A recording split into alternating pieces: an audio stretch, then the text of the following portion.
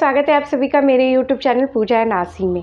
तो आज की इस वीडियो में हम बात करेंगे कि अगर आपका बच्चा बेड से नीचे गिर जाए तो उस सिचुएशन में आपको क्या करना चाहिए, वो सिचुएशन को आप किस तरह से हैंडल कर सकते हो, उस टाइम पे कब आपको डॉक्टर से कंसल्ट करनी चाहिए या फिर वो कब चिंता का विषय हो सकता है। तो आज हम इस वीडियो में इसी सब के बारे में जानेंगे।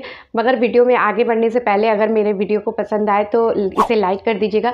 चैनल में नए हो तो चैनल को सब्सक्राइब करके बेल आइकन ज़रूर हिट कीजिएगा ताकि मेरे आने वाले वीडियो से आप अपडेटेड रह सको। तो चलिए ज़्यादा बातें नहीं करते हैं, अपने वीडियो को स्टार्ट करते हैं। तो जो छोटे बेबी होते हैं उसका जो बेड से नीचे गिर जाना, ये एक माँ बाप के लिए बहुत ही दुख भरा घटना हो सकता है।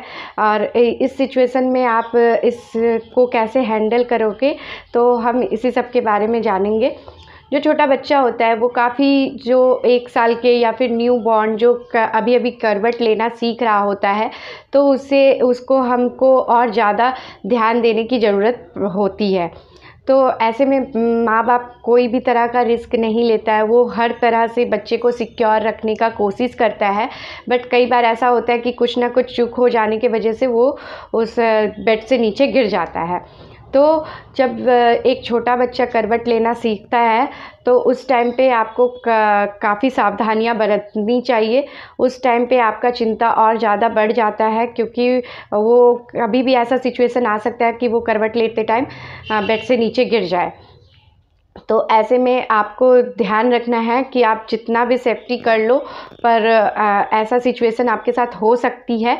तो आप अगर ऐसा सिचुएशन हो जाए तो आप उस टाइम पे क्या करोगे। तो पहला काम आपको ये करना है कि आपको उसको, अगर वो गिर जाता है तो आपको उसको देखना है कि कहीं उसको कोई चोट वोट तो नहीं आई।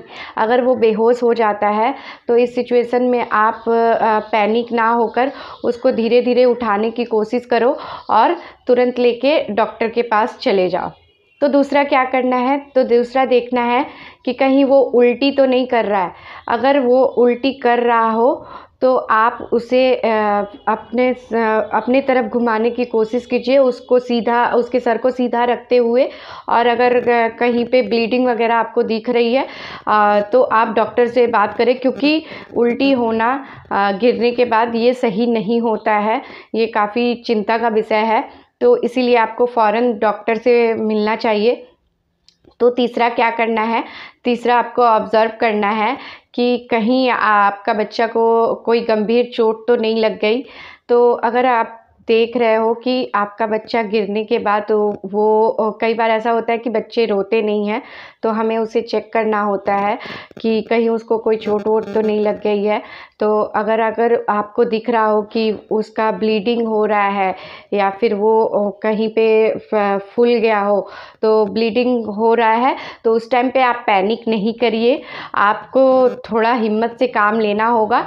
उस टाइम पे आप किसी साफ़ तौलिए को, जो धोया हुआ तौलिया है, ऐसा काम बिल्कुल ना करें कि जो भी हाथ में आपको मिल रहा है बस उससे सर को दबा दिए या फिर जहाँ ब्लीडिंग हो रहा है वो हिस्से को दबा दिए। ऐसा काम बिल्कुल ना करें, क्योंकि उसमें जम्स होते हैं, गंदे कपड़े में जम्स होते हैं, जिसके कारण आपका जो बेबी का वो जगह है उसको और ख़राब बना सकता है, उसको मतलब घाव के रूप में बदल सकता है। तो आप साफ तौलिया लीजिए, उस जगह को दबाइए और डॉक्टर के पास निकल जाइए। तो चौथा क्या कर सकते हैं, तो चौथा देख सकते हैं कि कब ये एक इमरजेंसी हो सकती है। तो आपको देखना है कि ये क्या इमरजेंसी सिचुएशन है। कई बार ऐसा होता है कि बच्चे रोते नहीं हैं और बच्चे काफ़ी डर जाते हैं और वो रोते नहीं हैं, तो आप उसको मॉनिटरिंग कीजिए। अगर वो 24 घंटे के बाद भी अगर आपका बच्चा का इमरजेंसी आपको दिख जाएगा कि अगर वो उल्टी कर रहा हो, अगर उसके कान से या नाक से खून निकल रही हो, अगर वो मतलब बेहोश हो गया हो और अगर वो बहुत रो रहा हो, तो ये एक इमरजेंसी का मतलब सिम्टम्स है। आप उसको तुरंत लेकर भाग सकती है हॉस्पिटल में।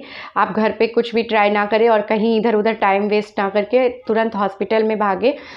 तो पांचवा आप क्या कर सकती है, तो पांचवा आप ध्यान रख सकती है कि वो बिस्तर से गिरे ही नहीं। तो उसके लिए आप ये कर सकती है कि आप उसको बिस्तर में रखने के बजाय ज़्यादा से ज़्यादा टाइम आप उसको आपका बच्चा न्यूबॉर्न भी है तो आपको ध्यान रखना है कि अगर आप उसको बिस्तर पे रखते भी हो तो आप उसको चारों तरफ से सिक्योर रखो, चारों तरफ उसके तकिया अगल बगल दे के रखो, ताकि वो अगर करवट ले तो वो नीचे ना गिर जाए। और ऐसा सभी सामान को दूर रखो, जैसे कि दीवार वगैरह जिससे आपके बच्चे को टक्कर लग सकती है, जिससे आपके बच्चे को चोट लग सकती है, उन सभी चीज़ों को आप दूर रखो। आप उसके लिए एक अच्छा सा बनाओ जगह, जिससे उसको चोट लगने की संभावना कम हो। तो छठा आप इस सिचुएशन में क्या कर सकती है, तो आप ये कर सकती है कि आप ध्यान देने वाली बात यह है कि उस टाइम अगर आपके बच्चे को चोट लग जा रही है तो उस टाइम अपने आप को कोसना बंद कीजिए, क्योंकि हर माँ बाप बेस्ट होते हैं, हर माँ बाप अपना बेस्ट देते हैं। अगर ऐसा सिचुएशन हो जाता है उस टाइम में अपने आप को ना कोस के, अपने मन को शांत रख के, पैनिक ना करके आप उस सिचुएशन को ईज़िली हैंडल करो और घबराओ नहीं, क्योंकि हो सकती है आपसे कुछ चूक हो गई हो, तो वो हो सकता है, हो जाती है। मेरे साथ भी बहुत हुई है, मेरे साथ भी बच्चे बहुत गिरे हैं। मेरे बच्ची बहुत गिरती थी तो मैं बहुत ध्यान रखती थी, जस्ट बोतल लेने जाती थी, पीछे मुड़ती थी तब तक वो गिर जाती थी, गिर के खूब रोने लगती थी। मैं उस टाइम पे चेक कर लेती थी कि कहीं मेरे बेबी को लगा तो नहीं, और मुझे डॉक्टर ने आर्निका ड्रॉप्स मतलब सजेस्ट किया था, तो मैं आर्निका ड्रॉप और आर्निका जेल उस टाइम पे यूज़ करती थी।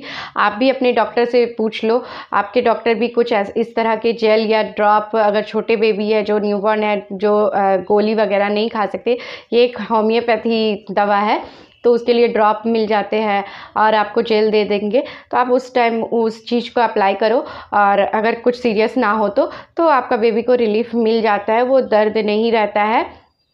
तो आप भी एक बेस्ट माँ बाप हो, तो आप अपने आप को कोसना बंद कीजिए और उस सिचुएशन को अच्छे से हैंडल कीजिए बिना पैनिक किए। आई होप कि वीडियो आपके लिए हेल्पफुल रहा हो। अगर वीडियो आपके लिए हेल्पफुल रहा हो तो आप और सभी के साथ शेयर करें ताकि सबको हेल्प मिल पाए, और मेरे चैनल को सपोर्ट करें। मुझे आपके सपोर्ट की बहुत ज़रूरत है, मैं बहुत मेहनत करती हूँ, तो अगर आप मुझे सपोर्ट करते हो, सब्सक्राइब करते हो, तो ये मेरे लिए मोटिवेशन का काम करता है, तो मुझे मोटिवेट मिलता है अपने काम को करने के लिए। Thank you.